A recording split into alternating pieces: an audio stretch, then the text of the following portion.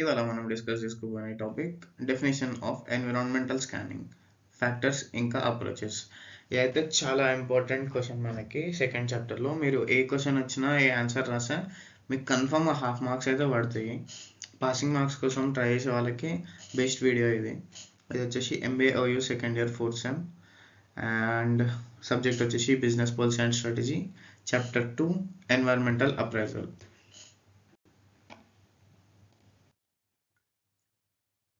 Definition of environmental scanning. Environmental scanning అంటే ఒక practice. దాంట్లో కంపెనీ మార్కెటింగ్ ఎన్వైర్న్మెంట్ని మానిటర్ మరియు అనలైజ్ చేస్తారు. దీని ద్వారా ఆపర్చునిటీస్ మరియు థ్రెట్స్ ఐడెంటిఫై చేయవచ్చు.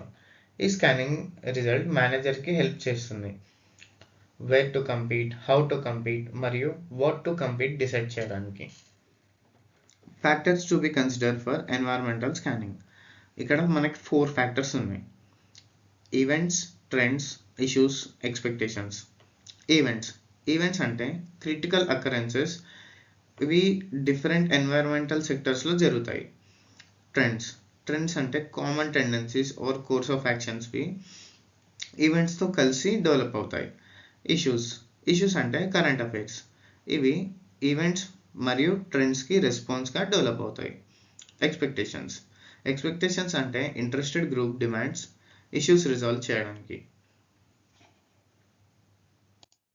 Next, approaches to environmental scanning. Systematic approach. మనకి ఇక్కడ 3 అప్రోచెస్ ఉన్నాయి. Systematic approach, ad hoc approach, processed form approach. First one, systematic approach. Systematic అప్రోచ్లో ఇన్ఫర్మేషన్ని కంటిన్యూస్గా కలెక్ట్ చేస్తారు. డైరెక్ట్గా ఆర్గనైజేషనల్ యాక్టివిటీస్ ఇన్ఫ్లుయెన్స్ చేసి ఇన్ఫర్మేషన్ని మానిటర్ చేయాలి, ఇంకా అప్డేట్ చేయాలి.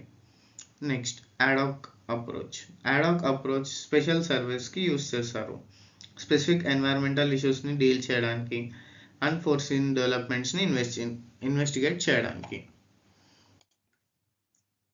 థర్డ్ వన్, ప్రాసెస్డ్ ఫార్మ్ అప్రోచ్లో ఆర్గనైజేషన్ ఇన్సైడ్ మరియు అవుట్సైడ్ సోర్సెస్ నుంచి ఇన్ఫర్మేషన్ కలెక్ట్ చేస్తుంది. గవర్నమెంట్ ఏజెన్సీస్ ఇచ్చిన డేటా కూడా సెకండరీ సోర్స్గా యూస్ చేస్తారు. Key sources of information for environmental scanning. ఈ ఎన్వైరన్మెంటల్ స్కానింగ్ని ఎక్కడెక్కడ నుంచి తీసుకున్నారు అని ఎక్స్ప్లెయిన్ చేస్తున్నారు ఇక్కడ. ఎకనామిక్ మరియు business daily newspapers, economic times, business standard, financial express, business line, etcetera.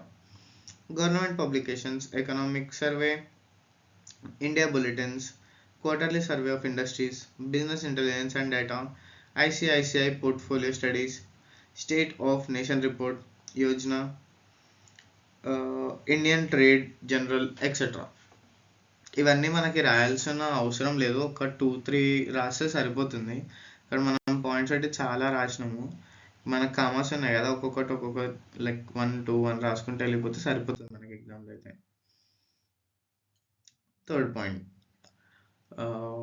ఇక్కడ జర్నల్స్ అండ్ పీరియాడికల్స్.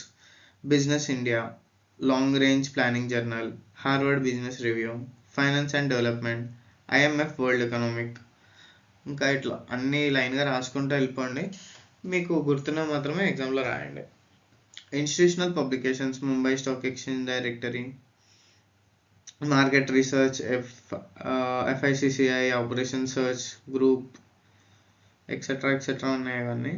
ఇవన్నీ అంత ఏమో అవసరం లేదు. మ్యాథ్స్ క్వశ్చన్ అడగకపోవచ్చు, బట్ మీకు ఏం గుర్తు రాకపోతే ఎగ్జామ్లో సెకండ్ చాప్టర్ నుంచి వచ్చిన క్వశ్చన్ AB ఆప్షన్స్ వస్తాయి కదా, దాంట్లో మీరు మోస్ట్ కంఫర్టబుల్ ఉన్నది అటెంప్ట్ చేసి హాఫ్ ఆన్సర్ అయినా రాస్తే కనీసం పాస్ మార్క్స్ అయినా పడతాయి మీకు.